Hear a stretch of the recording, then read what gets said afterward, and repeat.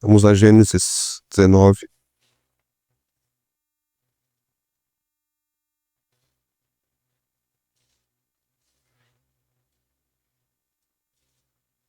Vamos ler do versículo 15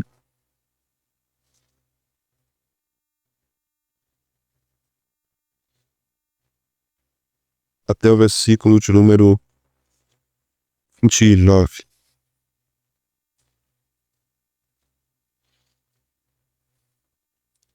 Gênesis 19, do 15 ao 29.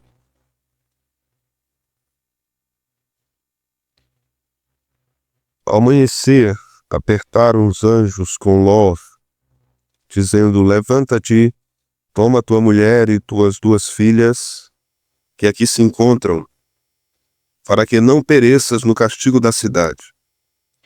Como, porém, se demorasse, pegaram-no os homens pela mão, a ele, a sua mulher e as 2 filhas, sendo-lhe o Senhor misericordioso.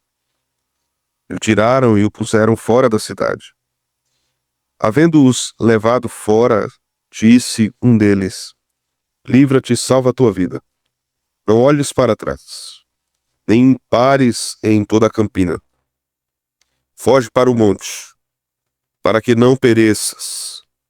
Respondeu-lhes Ló: assim não, Senhor meu. Eis que o teu servo achou mercê diante de ti, e engrandeceste a tua misericórdia que me mostraste, salvando minha vida. Não posso escapar no monte, pois receio que o mal me apanhe e eu morra. Eis aí uma cidade perto, para a qual eu posso fugir, e é pequena. Permite que eu fuja para lá, porventura não é pequena, e nela viverá a minha alma. Disse-lhe: quanto a isso, estou de acordo, para não subverter a cidade de que acabas de falar. Apressa-te e refugia-te nela, pois nada posso fazer enquanto não tiveres chegado lá. Por isso se chamou Zoar, o nome da cidade. Saiu o sol sobre a terra quando Ló entrou em Zoar, então fez o Senhor chover enxofre e fogo da parte do Senhor sobre Sodoma e Gomorra. E subverteu aquelas cidades e toda a campina e todos os moradores das cidades e o que nascia na terra. E a mulher de Ló olhou para trás e converteu-se numa estátua de sal. Tendo-se levantado Abraão de madrugada, foi para o lugar onde estivera na presença do Senhor. E olhou para Sodoma e Gomorra e para toda a terra da campina e viu que da terra subia fumaça, como a fumaça de uma fornalha.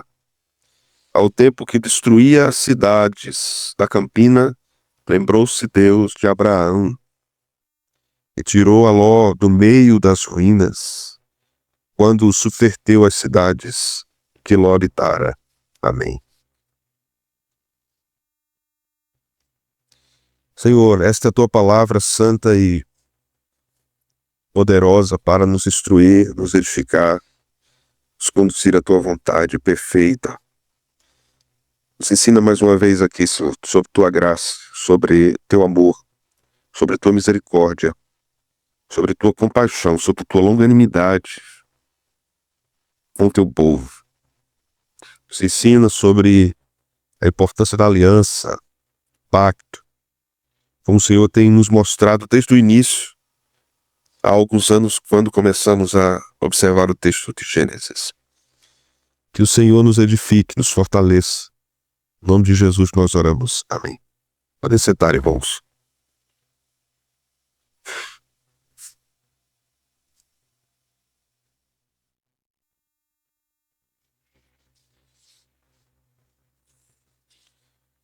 Meus irmãos, nós chegamos agora efetivamente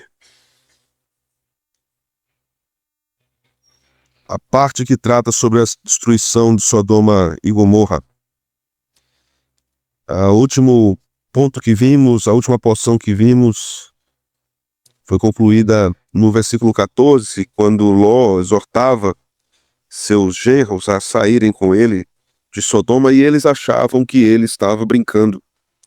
Então, a partir do versículo 15, o texto nos mostra vários pontos interessantes aqui sobre este grande juízo de Deus que desceu sobre aquelas cidades e o grande livramento de Deus para a vida de Ló e suas filhas, e um juízo de Deus também sobre a esposa de Ló, que converteu-se numa estátua de sal e não foi preservada como seu marido e como suas filhas. Aqui nós temos 3 grupos sendo mostrados. Nós temos Ló e suas filhas, nós temos as cidades destruídas, e nós temos não bem um grupo, mas uma pessoa, a esposa de Ló, ficando no meio daquele caminho.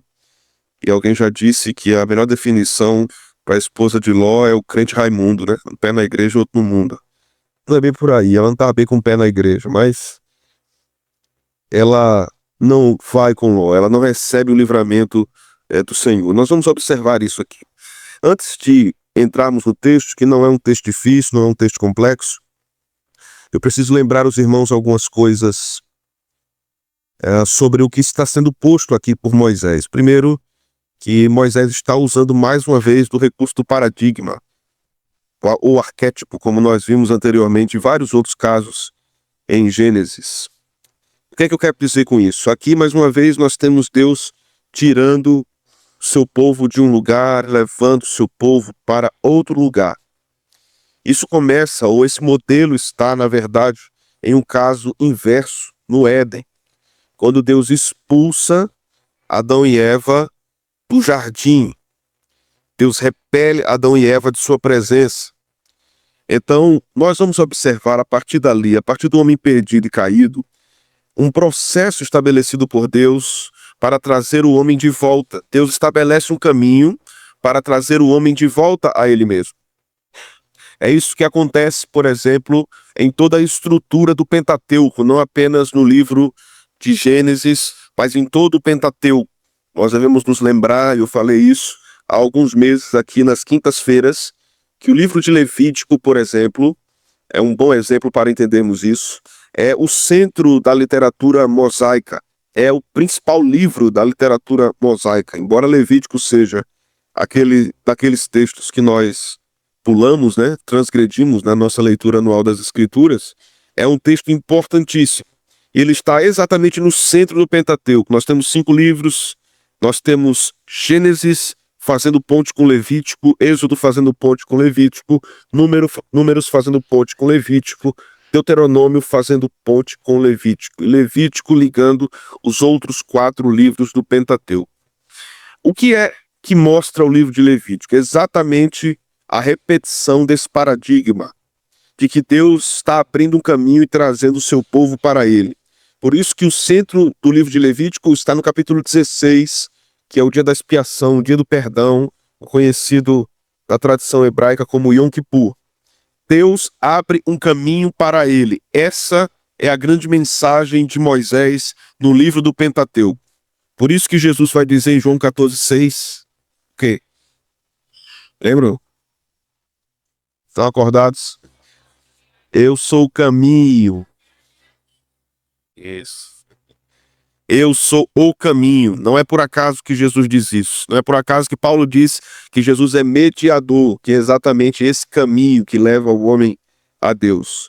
Então aqui nós temos, mais uma vez, o uso do arquétipo. Ló está sendo retirado de Sodoma e Gomorra e a destruição virá sobre aqueles que ficarem ali. A mesma coisa aconteceu com Noé, quando ele foi preservado na arca com a sua família, e Deus então envia o juízo para todos aqueles homens, aquela população que estava ali no contexto de Noé.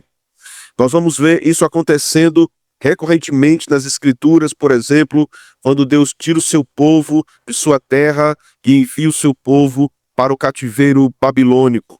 Nós vamos ver Deus sempre tirando o seu povo e movendo o seu povo. No caso do cativeiro, Deus, embora seja trágico e terrível, Deus está conduzindo o seu povo à sua vontade, levando o seu povo ao arrependimento. Aquele é o caminho de Deus. E todas as vezes que Deus opera dessa forma, de modo inverso ao Éden, lá ele repele, depois ele estabelece um caminho de volta.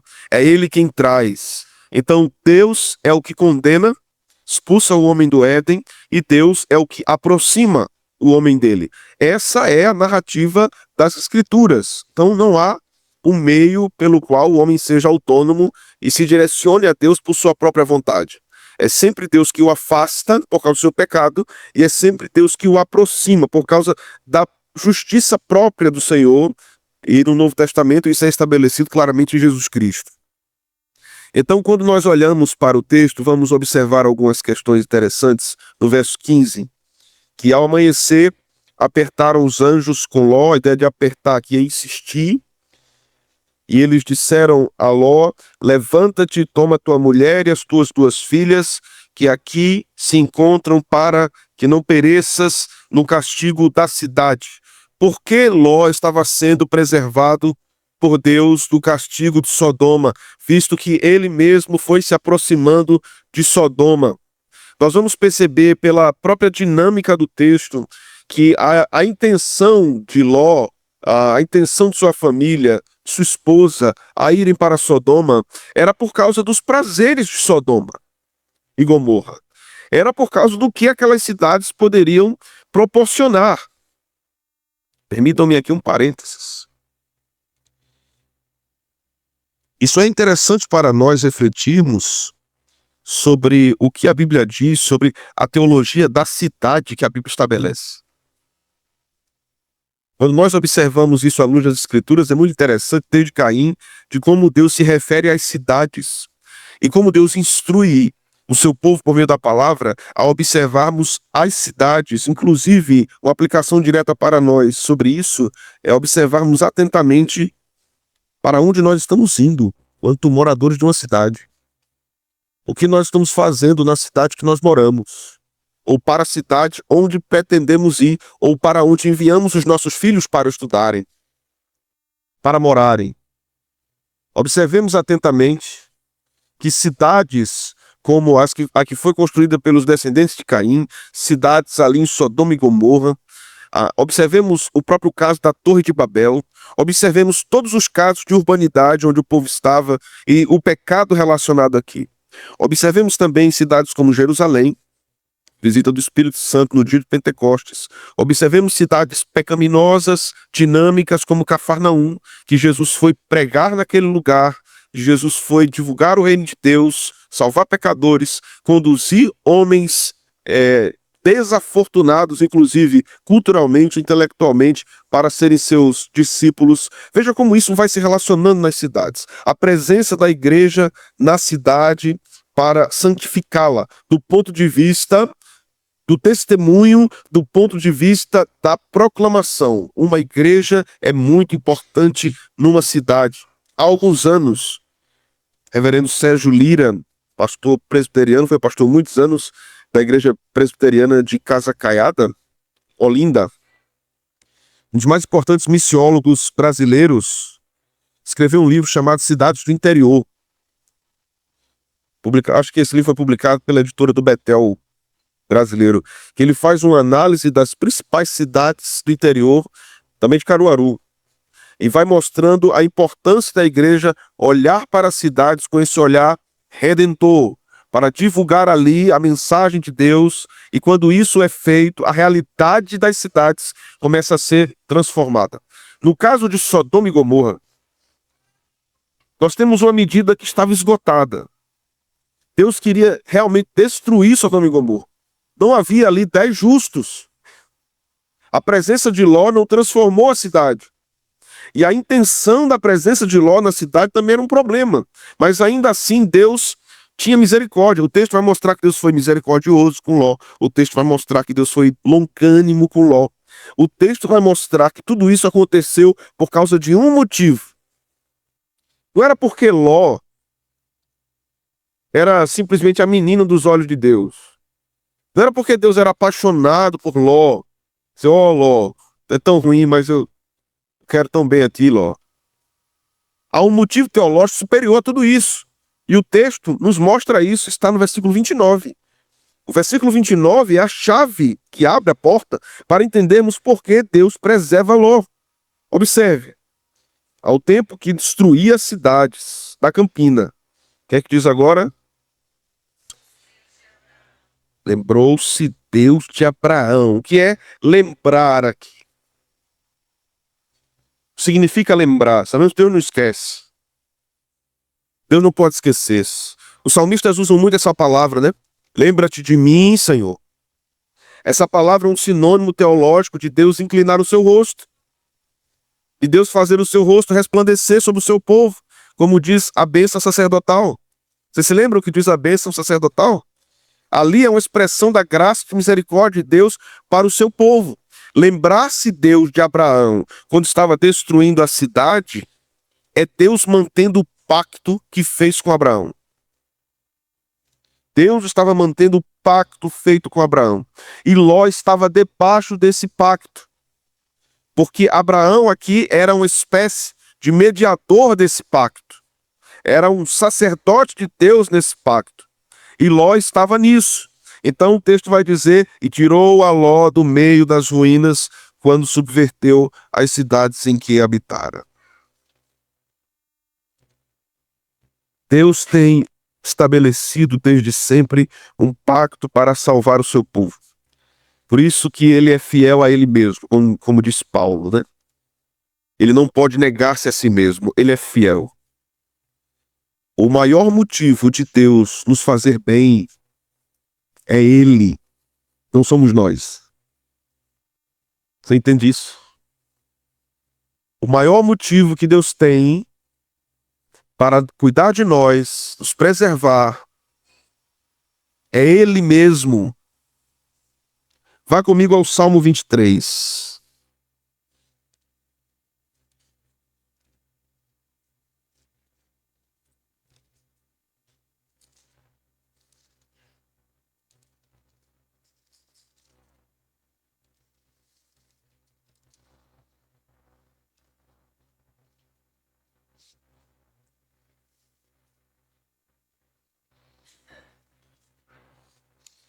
Veja, do verso 1 comigo até o versículo de número 3.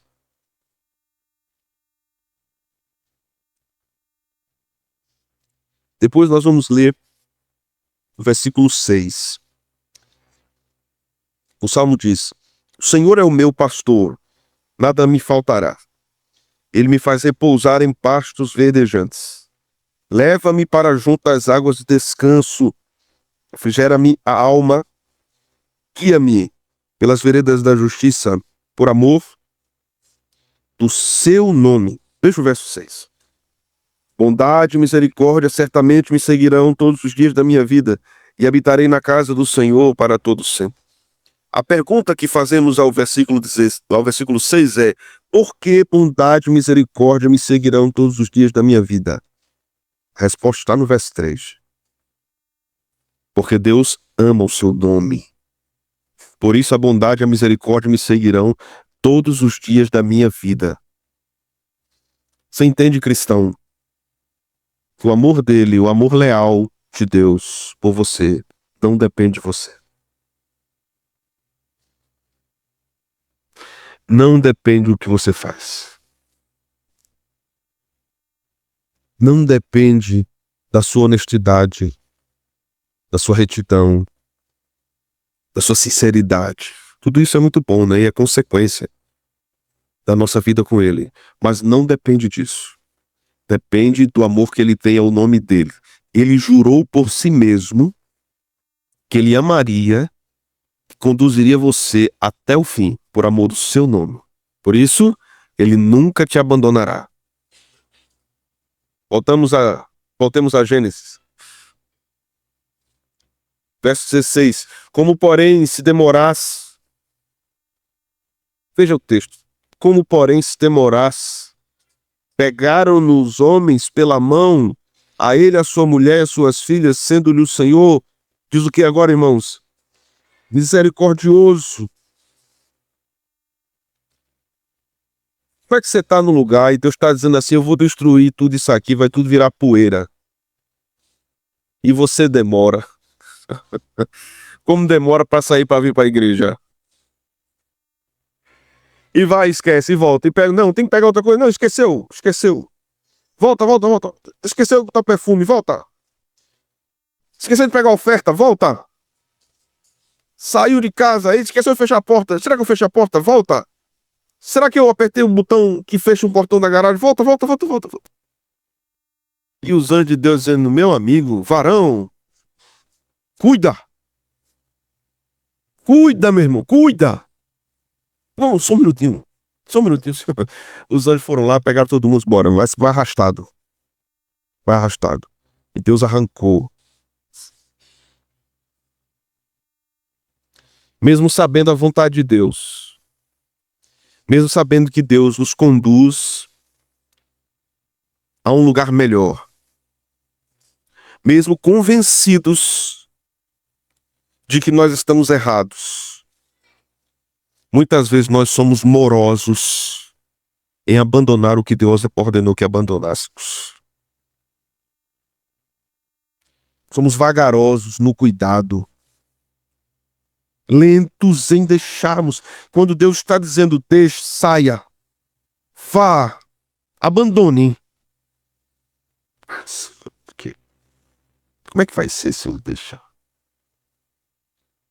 Deus mostra misericórdia a Ló, o arrancando dali. E Deus mostra misericórdia a você, o arrancando dali. Sua mente sabe, seu coração também. A vontade de Deus é ali, eu preciso ir para lá, é o melhor para mim, inclusive. Mas ao mesmo tempo, seu coração dividido vai olhando para aquilo. Deus tem misericórdia do seu povo. Veja o verso 17. Havendo-os levado fora, disse um deles, livra-te, salva a tua vida.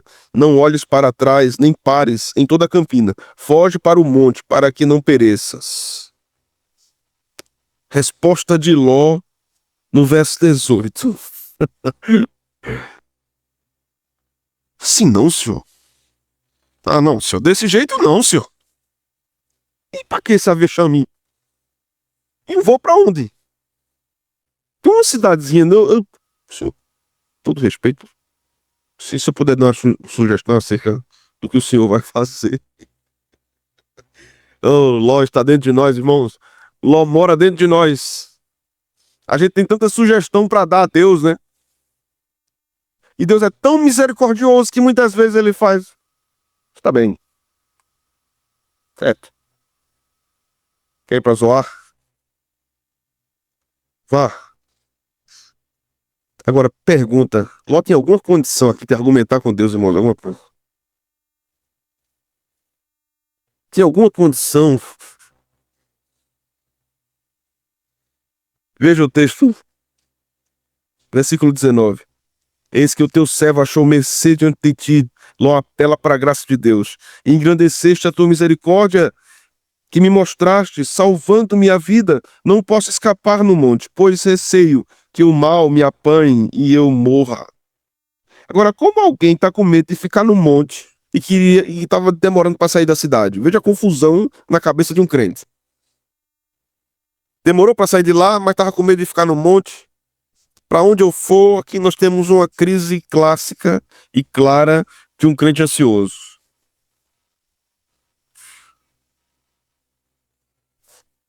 Quer ter o controle de todas as coisas, né? Quer se resguardar, quer se proteger. Quer ter segurança no que está fazendo, quer saber o chão que está pisando. A Bíblia diz que os que confiam no Senhor serão como montes de Sião, que não se abalam, mas permanecem para sempre. Mas há aqueles crentes também que não confiam no Senhor. Sempre. Confiam, mas não sempre. Aí querem estabelecer os seus próprios caminhos. E o texto vai mostrando aqui que Deus é muito paciente conosco, irmãos. Muito paciente. Deus não olha simplesmente e diz assim, ó, sabe, você não sabe de nada, sua cabeça é de barro. Você não sabe o que vai comer amanhã, não sabe o que vai acontecer amanhã com você não sabe. Fique calado. Deus ouve. Deus ouve. Deus considera a nossa fraqueza.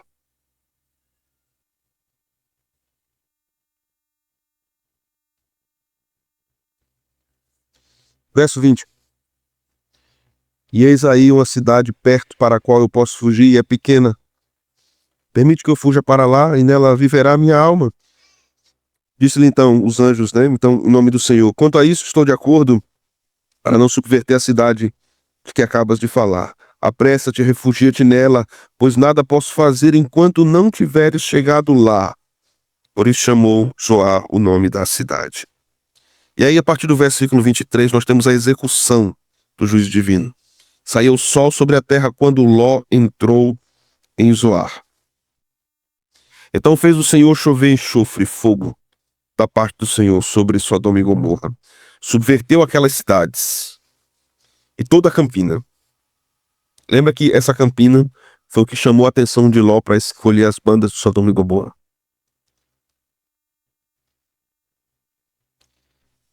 Deus foi destruindo tudo aquilo que atraiu Ló para dentro de Sodoma e Gomorra. Que Deus destrua tudo que nos atrai ao pecado, irmãos. Ainda que possua aparente beleza, mas que Deus destrua diante dos nossos olhos tudo que nos afasta dele. E entendamos de uma vez por todas que Deus é a coisa mais bela que podemos contemplar. Mais belas do que as coisas desse mundo. Jonathan Edwards dizia: toda a beleza que há no mundo aponta para o Criador. Quando o crente olha para a beleza do mundo, não adorando o Criador, é porque ele virou idólatra. Há muitas advertências em Deuteronômio sobre isso. De olharmos para as coisas da terra, estarmos satisfeitos das coisas da terra, excluindo que elas apontam para Deus. Devemos olhar para as belas coisas da terra com o nosso coração tendo prazer em Deus. Em Deus. Não meramente as coisas da terra. Experimentando as coisas da terra, mas o nosso coração deleitando-se em Deus. Nós não somos ETs, nem devemos viver longe dessa terra. Devemos pisar na areia e sentimos prazer nisso com o pé descalço. Pisar na grama, devemos sentir prazer nisso. Devemos sentir prazer em tomar um banho de mar. Devemos sentir prazer em comer, em beber. Mas o nosso coração deve estar em Deus, dizendo: bendito seja o teu nome, ó Santo. Porque isso me é proporcionado por causa de tua bondade, tua fidelidade e a tua aliança para com o teu povo.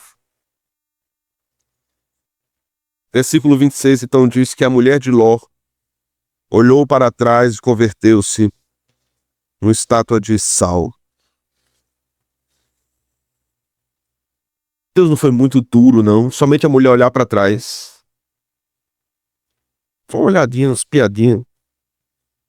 Será que ela não estava sendo curiosa só para ver o que Deus estava fazendo lá? Não, não. O olhar aqui é um olhar de desejo, de nostalgia. Ela tinha saudade de Sodoma. Isso aqui é um arquétipo para outras coisas que vão acontecer também lá na frente. Se lembram dos israelitas com saudade do Egito? Não é? Como é que a pessoa tem saudade de cebola, né? Isso é um negócio. Se fosse assim um carneiro assado, de manhã da cebola, na misericórdia. Cebola é bom, mas tem outras coisas, né? Vá comigo para o Novo Testamento. Deixa marcado aí. Capítulo 13 de Mateus. Nós vamos ler o versículo 22. Observe, enquanto você procura, me ouça. A mulher de Ló ouviu a palavra de Deus. A mulher de Ló hospedou os anjos em sua casa. A mulher de Ló sabia de tudo o que estava acontecendo. As filhas sabiam. Os genros sabiam. Ela sabia. Ela não era ignorante. Ela sabia. Então o que acontece com essa mulher? Exatamente o que Jesus explica na parábola do semeador. E na explicação da parábola, no verso 22, ele diz: o que foi semeado entre os espinhos é o quê? Que ouve a palavra, porém, os cuidados do mundo,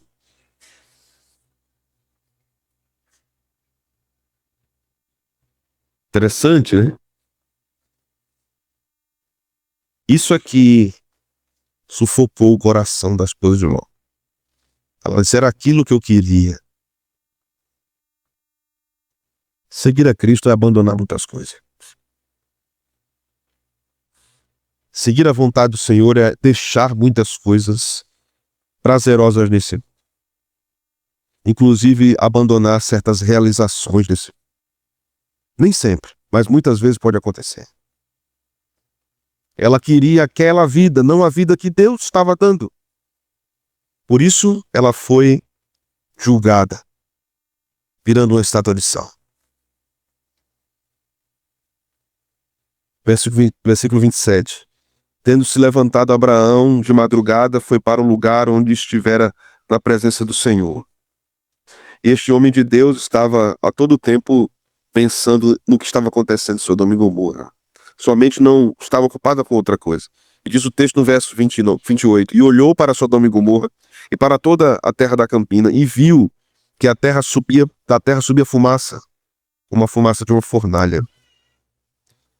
Ao tempo que destruía as cidades da campina, lembrou-se Deus de Abraão e tirou Ló do meio das ruínas, quando subverteu as cidades em que Ló habitara. Você se lembra lá atrás, quando nós estudamos o capítulo de número 14, que Ló foi sequestrado e Abraão foi atrás dele, lembra disso? Ô sobrinho para dar trabalho. Mais uma vez Deus está livrando Ló, conduzindo Ló à sua vontade. A Bíblia vai dizer que ele era um homem justo, mesmo diante de todos esses pecados, todos esses problemas. Irmãos, o que é que nós aprendemos finalmente com Ló? Vamos aprender mais coisas domingo ainda. E algumas coisas infelizes na vida de Ló. Nas filhas de Ló agora. Que quando a gente lê do versículo 30 até o versículo 38, a gente vai perguntar assim, por que elas não viraram chato de sal também? Essas meninas trabalhosas. Mas aprendemos uma coisa aqui. Que a Bíblia não esconde os pecados do povo de Deus. Que os grandes heróis das Escrituras são profundos pecadores. Nós temos uma mentalidade moralista distante das Escrituras, muitas vezes. Se nós olharmos com atenção principalmente no Antigo Testamento, para grandes nomes como Abraão, como Ló, como Davi, como Salomão, nós vamos observar essas pessoas e perguntarmos por que Deus os salvou. Por que Deus os salvou? Se eles foram tão terríveis em vários aspectos. Graça. Graça de Deus. Somente isso. Graça de Deus. A graça de Deus triunfa sobre o pecado humano. Que o Senhor tenha misericórdia de nós e nos ensine muito sobre sua graça. Não somos salvos por nenhum mérito nosso, mas por intervenção soberana de Deus. Essa é a primeira coisa que devemos aprender. Segunda coisa é que o texto nos ensina sobre um chamado à separação e à santidade do povo de Deus. O texto nos ensina a fugirmos de Sodoma e não olharmos para trás. A nos apartarmos dos sistemas pecaminosos do mundo, das culturas pecaminosas do mundo, e não olharmos para trás. Isso não significa não vivermos no mundo, mas isso significa não nos contaminarmos com ele. O texto nos ensina a termos os olhos fixos em Cristo, porque ele é o único refúgio seguro. E Abraão aqui intercedendo por Ló é um tipo de Cristo. Deus lembrar-se de Abraão aponta para Cristo, porque nós não somos condenados nos nossos pecados, mesmo depois de salvos, por causa de Cristo. Porque Cristo intercede por nós à destra de Deus Pai. Então que Deus nos capacite a vivermos em obediência à sua palavra por meio de sua graça. Vamos orar? Obrigado, Senhor, por esta manhã, obrigado por este culto. Abençoa a escola dominical, que vamos aprender na sala de aula, os professores, os alunos. Seja uma bênção. Esta segunda parte.